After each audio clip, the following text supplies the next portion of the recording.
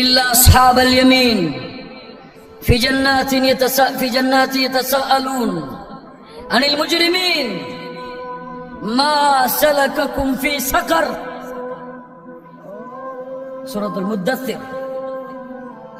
சொர்க்கவாதிகள் நரகவாதிகளை பார்த்து கேட்பார்கள், மா சலகக்கும் ஃபீ சகர், சக்கர் என்ற நரகத்திலே உங்களை கொண்டு வந்து சேர்த்தது எது? சக்கர் என்ற நரகம் என்றால் என்னையா அல்லாஹ், என்னையா அல்லாஹ்? அதே சூரத்துல் முத்தஸ்ஸிரை அடுத்த வசனங்களிலே படித்து பாருங்கள். நான் கூற மாட்டேன் இந்த இடத்திலே. உங்கள் வீடுகளுக்கு நீங்கள் திரும்பியதற்கு பிறகு சூரத்துல் முத்தஸ்ஸிரை எடுத்து படியுங்கள். சக்கர் என்ற நரகம் என்றால் என்ன என்று அல்லாஹ் சொல்லுகிறான், விவரிக்கிறான் அந்த நரகத்தை. அந்த கொடிய நரகத்திலே பாவிகளே ஏன் இணை வைத்தார்களா? இல்லை.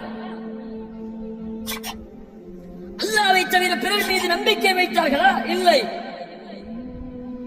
பிறருக்கு நேர்ச்சை செய்தார்களா? இல்லை. லா இலாஹ இல்லல்லாஹ் கூறினார்களா? ஆம் கூறினார்கள். முஹம்மது ரசூலுல்லாஹ் கூறினார்களா? ஆம் கூறினார்கள். யார் அவர்கள்? அப்படி என்றார், قالوا لن نكن من المصلين لن نكن من المصلين. يا رب, ஏன் இந்த சக்கர நரகம் தெரியுமா? முதல் பதில், நாங்கள் இந்த பூமியில் தொழுகையாளிகளாக இல்லை. தொழுகை இல்லை.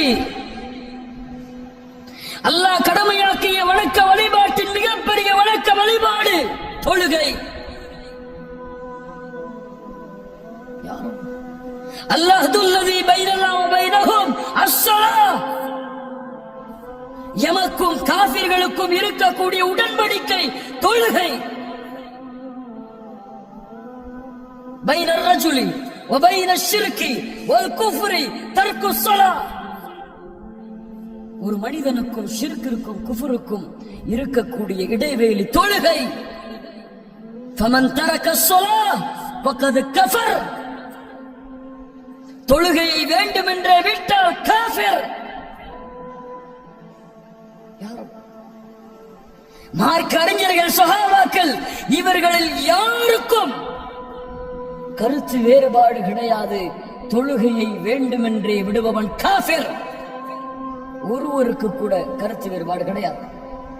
இதிலே கருத்து வேறுபாடு, தொழுகையை மறதியிலே விட்டால், சோம்பேறித்தனத்தால் விட்டால், அலட்சியத்திலே விட்டால், உலமாக்களில் ஒரு கூட்டம் சொல்கிறார்கள் இவர்கள் காஃபிர்கள், ஒரு கூட்டம் சொல்லுகிறார்கள், இன்னொரு கூட்டம் சொல்லுகிறார்கள் உலமாக்களில் இவர்கள் மிகப்பெரிய பாவிகள்.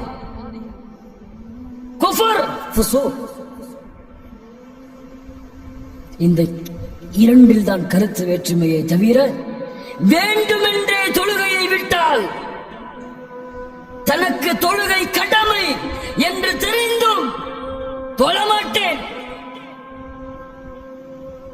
எப்போது நேரம் கிடைக்கிறதோ தொழுவேன், ஜும்ஆ போதும், பெருநாள் தொழுகை போதும் என்று யார் வேண்டுமென்றே தொழுகையை விடுகிறார்களோ இவர்கள் அல்லாஹ்வை மறுத்த காஃபிர்கள்.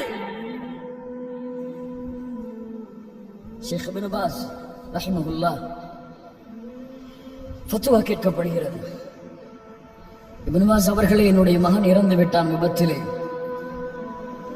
இவன் வாழ்க்கையிலே பல ஆண்டுகள் தொழுகையை நிலைநாட்டவில்லை. முஸ்லிம்கள் இவனை குளிப்பாட்டுவதற்காக எடுத்துச் செல்கிறார்கள். இவனுடைய ஜனாசாவை குளிப்பாட்டலாமா? தந்தை கேட்கிறார் ஃபத்வா. இப்னு பாஸ் அவர்கள் கேட்டார்கள், ரஹிமஹுல்லாஹ், உங்களுடைய பிள்ளை பல ஆண்டுகளில் ஜும்ஆவுடைய தொழுகையை கூட பள்ளியிலே சென்று தொழுததில்லையா? இல்லை. இல்லை. அப்படி என்றால் உங்களுடைய மகனை நீங்கள் குளிப்பாட்டி அடக்கம் செய்வதற்கு அனுமதி கிடையாது. முஸ்லிம்களுடைய கபுர்ஸ்தானிலே அவர்களுடைய அடக்கஸ்தலமாக அடக்கஸ்தலத்தை ஆக்குவதற்கு மார்க்கத்திலே அனுமதி கிடையாது. தொழுகை ஈமானை முடிவெடுக்க ஏதோ புறம் பேசுவது, பொய் பேசுவது அது போன்ற பாவம் அல்ல.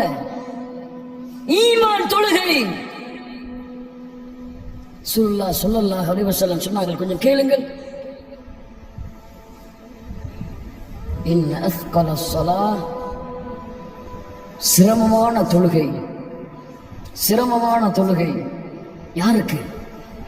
முனாஃபிக்குகள், நயவஞ்சகர்கள், காஃபிர்கள், முஷ்ரிக்குகளை விட மோசமானவர்கள்.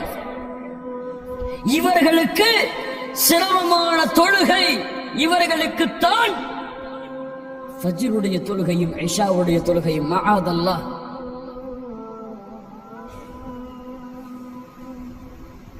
நயவஞ்சகர்கள், முனாஃபிக்குகள், இவர்களுக்குத்தான் சிரமமான தொழுகை ஃபஜ்ருடைய தொழுகையும் இஷாவுடைய தொழுகையும்.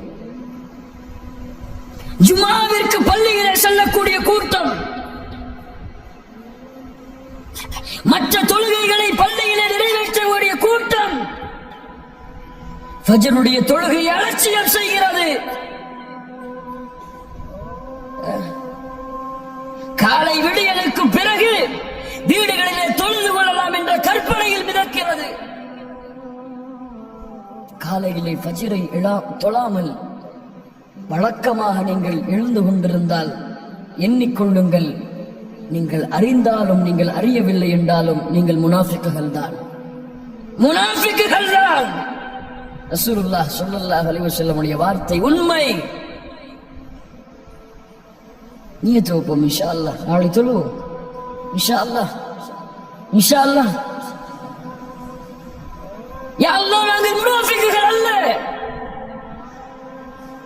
மறந்தியிலே வாழ்கிறோம் யா அல்லாஹ், அலட்சியத்திலே வாழ்கிறோம் யா அல்லாஹ், தெரியாமல் வாழ்கிறோம் யா அல்லாஹ். உதவி தேடி உறங்குங்கள். காலையிலே உங்கள் ஈமான் உங்களை எழுப்பும். அல்லாஹ்வின் அச்சம் உங்களை தட்டும், விடாது உங்களை. அல்லாஹ் ரப்புல் ஆலமீன் இந்த உள்ளத்தை நமக்கு கொடுப்பானாக.